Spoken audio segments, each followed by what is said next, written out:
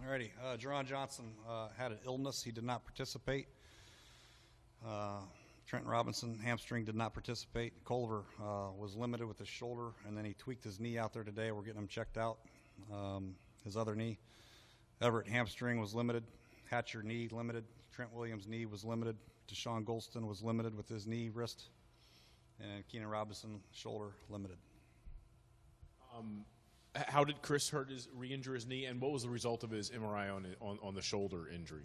The result was, we got the results, and then we're going to share it with another doctor, get a second opinion, and go through it with them. And then he hurt his knee a little bit out there. He jumped up for a ball, landed on it, and we're getting him checked out now. With Trent, what did you see from him on the field, and how do you feel in his progression of Trent Williams? Yeah. Yeah, he did some things today, and he looked pretty good.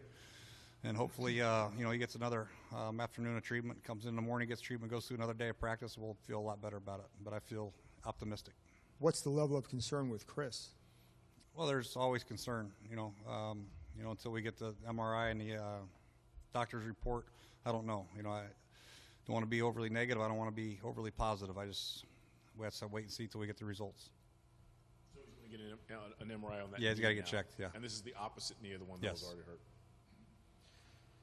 Jay, how have you, since the last time you guys have played the Giants, you've seen the secondary, how it's been able to come together, and just guys like Kaishan and Will stepping up. But now is it almost even as more difficult trying to squeeze these 7 guys into 5 spots and figure out what the best fit is? The hardest part about it is the positions that they're playing, and they're changing. It's one thing to play nickel, and that's your spot, or play corner, or play safety, but D. Hall's had to play corner, he's had to play strong safety, he's had to play free safety. Kaishan's played strong safety, free safety, nickel. Breland's played nickel and corner. Blackman's played dime, corner, nickel. You know what I mean? It's a lot of people think it's easy, but it's not. There's a lot of things that go into playing defensive back in the NFL with all the formations, all the checks, all that stuff. It's very difficult, and that's been the toughest thing for those guys.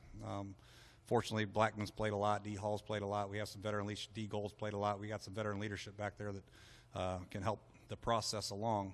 But it's been difficult.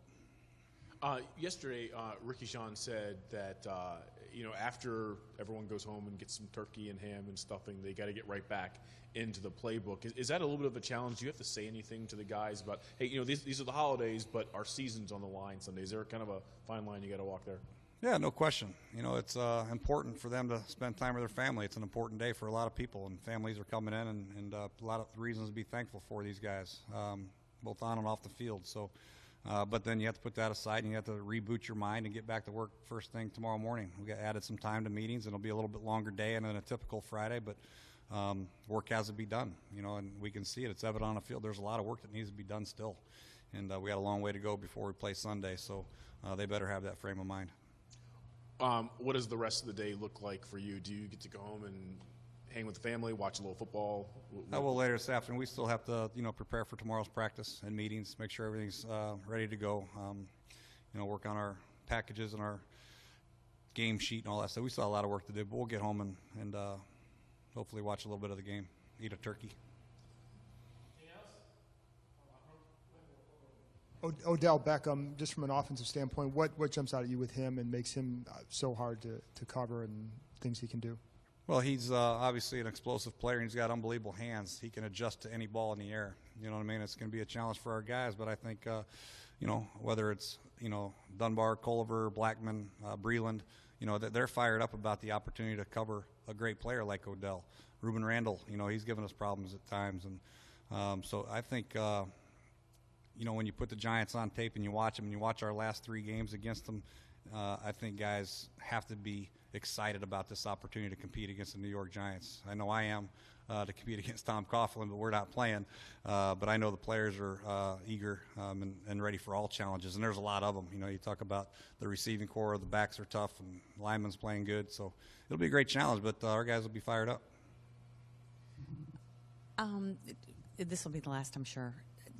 Your level of confidence in Matt Jones after a week's practice emphasizing ball security. Yes, as a play caller and as a coach, you can't lose confidence in your players, and I don't, but they do have to take care of it. They have a job to do also, and he has to be obviously more careful with the football, and otherwise his touches will get limited. But we're not going to waver on our confidence right now. We're going to continue to give him the ball if the game presents itself that way where we can run the ball. But we know how important it is to run the ball and stay balanced with our offense. So whether it's him or Alfred or Chris Thompson, we will be handing the ball off, and they got to protect it.